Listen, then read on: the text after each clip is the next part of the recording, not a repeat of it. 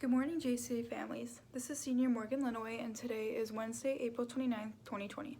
Today is the feast of St. Catherine of Sienna, a doctor of the Church.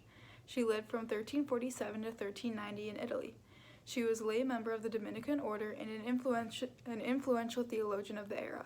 Catherine was influential in getting Pope Gregory XI to leave Avignon and restore the papacy in Rome. Let us begin our morning prayer in the name of the Father, and of the Son, and of the Holy Spirit. Amen. Heavenly Father, today we celebrate the faithful life of your servant Catherine of Sienna. Throughout her life, despite many obstacles that she faced, she remained steadfast in following your will, and her deep devotion to the Church helped maintain unity during a challenging time in history. May we in the Catholic school community possess the same devotion to the Church Christ founded as we seek ways to spread his gospel. Amen.